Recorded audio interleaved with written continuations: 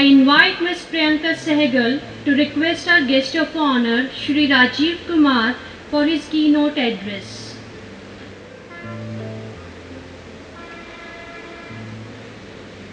To say, yesterday is a cancelled check, tomorrow is a promissory note, today is the ready cash, use it wisely. So cashing in on our present, today we have with us a captivating and enthralling leader, Mr. Rajiv Kumar, Global Head Campus Hiring Wipro Limited, who's gifted with a broad range of experience and expertise in hiring the smartest and brightest college graduates from countries across the world. Mr. Kumar is a founding member of a non-profit organization, Snehalya, working for children and women in distress for over 2 decades. Snehalya's work on female feticide was featured in Amir Khan's widely acclaimed television serial Satyamev Jayate. He has recently authored a book on human trafficking, Defying Destinies.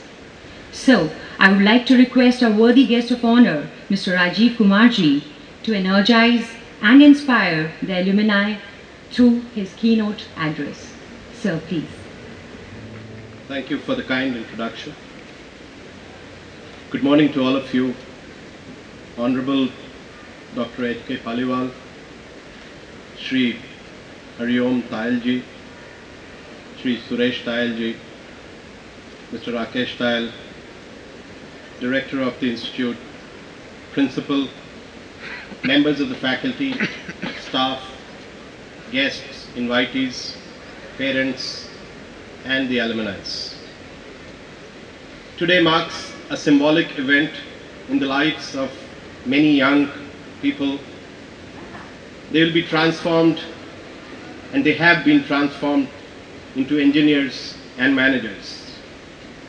If you have nursed any thoughts that you have reached the culmination of efforts, then I would say it's my duty to inform you that you have mistaken in entertaining such a thought. If anyone today marks a point in your lives when you are changed with new responsibilities, when you are charged with new responsibilities, today marks a day when you have to assess your lives afresh and find your own directions, find your own roads to travel. You have to decide what shall be your destiny. For the many parents who have gathered here today to witness their children bring award the degrees, I would say that graduation day is tough for adults. They go to ceremony as parents, they come home as contemporaries. After 22 years of child raising, they feel they are unemployed. Parents, congratulations are due to you.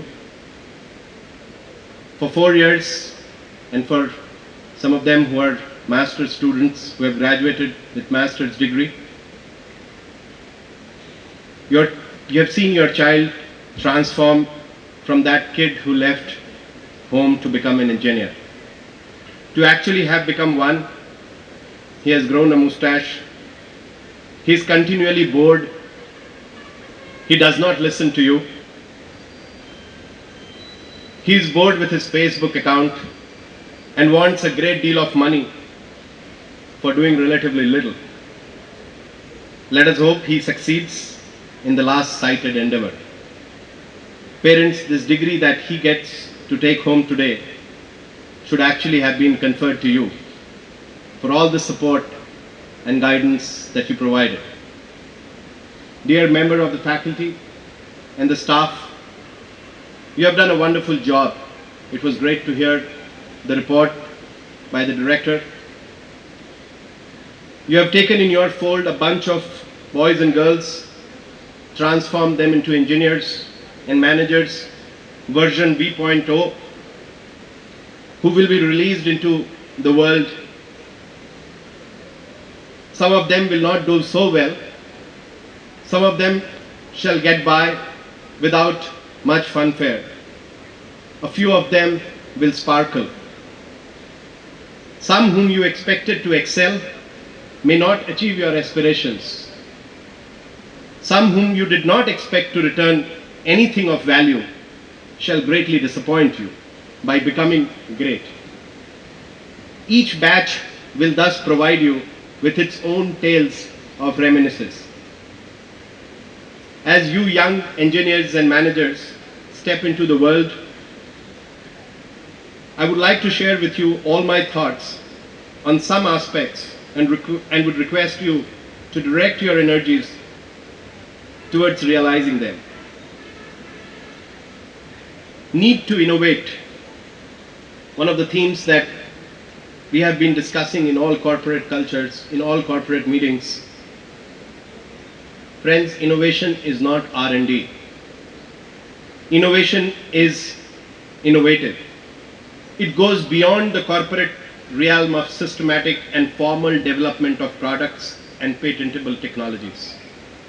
It is not about corporates improving their products or introducing new ones, or as a support function for top-line growth. Innovation is a state of mind. It is focused on thinking differently, thinking creatively, and providing socially and economically meaningful solutions besides generating intellectual value. It can impact technologies, societies, governance. When conventional processes fail, innovation provides the answers. Unlike R&D, there is no budget for innovation. And often the resources is a thinking mind that realizes the problems at grassroots levels and provides cost-effective, sustainable, and nature-friendly solutions.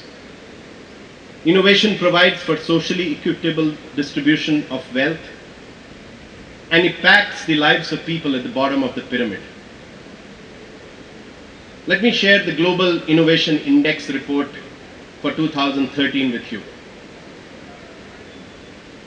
That report places Switzerland at the top, whereas India finds mention at 66th place, below countries like Estonia, Saudi Arabia, Qatar, Thailand, etc.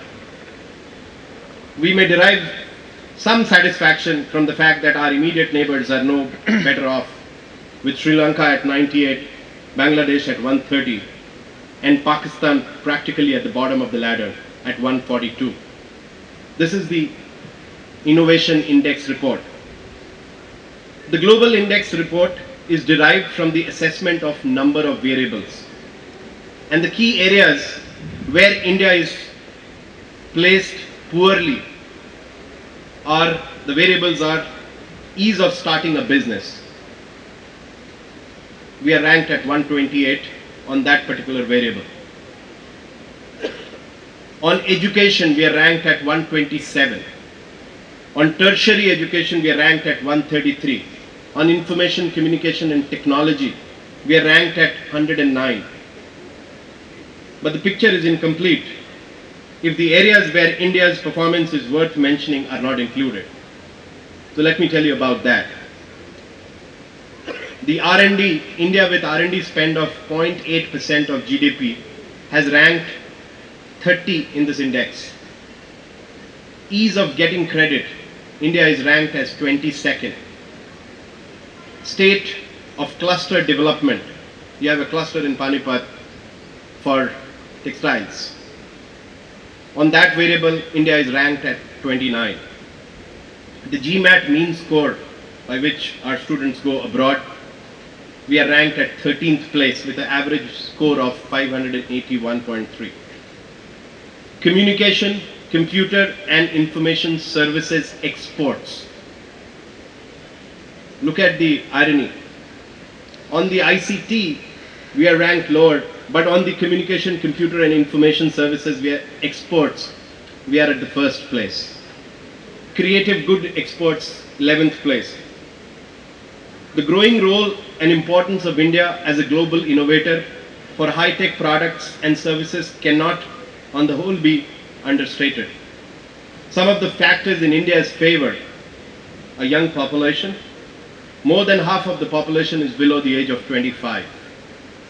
A large English-speaking population, a large number of technical institutions providing in turn a very large number of engineering graduates, reasonably well-developed communication networks. Some of the India's innovation stories worth recounting are the Ace, a small truck developed by Tata Motors that cost just $2,500. The Scorpio, an SUV on which Mahindra spent only $120 million to develop, which is a fraction it would cost if it was developed in a developed country. The Jaipur Foot, oral insulin drug developed by Biocon. Dr. Reddy's lab, who converted the Indian pharma industry from being import-oriented to export-oriented by exploiting the need for generic drugs at affordable prices worldwide. As you all are aware, India is a growing economy, but tied with several constraints. On the one hand, we have our population growing at a galloping pace, and the other, we are weighted down by poor infrastructure, chronic shortage of potable water, electricity, ineffective delivery of public distribution system, poor quality of primary and secondary education. The list goes on. For its numerous problems, India needs innovative solutions. My request to you, young graduates, is to inculcate the innovative mind. Do not think, innovate. The next point I wanted to speak to you was about spirit of entrepreneurship. We have some entrepreneurs on the dais. It is no longer enough to come out of college with a purely technical or management education. The graduates need to inculcate the spirit of entrepreneurship in order to make contribution of significance to business and society at large. Opportunities and challenges continue to require engineers and managers to literally invent the future by developing breakthrough technologies to solve global problems and enhance the quality of life. While academic institutions need to address this by suitable changes in curriculum to include entrepreneurship education, it is now up to you, young graduates, to don the mantle of entrepreneurship. Young age should not be considered as a deterrent, as many studies on entrepreneurship have concluded that most entrepreneurs are in the age group of 25 to 44. Indeed, this is the age when your appetite for risk-taking is most keen and you can focus your energies to your goals. India needs to create 10 to 15 million jobs per year over the decade in order to provide employment to its growing young population. Large businesses, both in public and private sectors, have not been able to add significantly to the employment scenario in the past few decades. Banking sector in particular has seen spectacular growth in terms of revenue and assets, but the corresponding growth in employment is not evidenced. For the large-scale employment needs, the solution lies in accelerating the Indian entrepreneurship story to create a new socio-economically relevant businesses. Friends, it is very important for us to realize that all big ventures start small. They start tiny. The examples of Microsoft, Apple are known to all of you. The Indian story includes illustrious names as Wipro, Tata Motors, India Bull. What is important is to persevere with the idea, to live with the idea, keep your conviction strong in the face of all obstacles. Remember that if you can find a path with no obstacles, it probably doesn't lead anywhere. Do not fear failure. Entrepreneurs are agents for social change, wealth creation, transparency, sustainability, and innovation. So go ahead, convert the risks to opportunities, convert the opportunities to gain. The last thing I wanted to touch upon was work ethics and professionalism. Having spent a large part of my professional life working abroad in the US, there are some important lessons which I learned, which I would like to place before you. These are to maintain ethical standards and professionalism at work.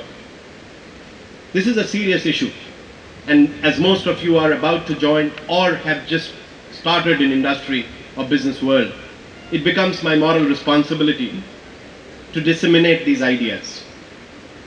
Number one, integrity.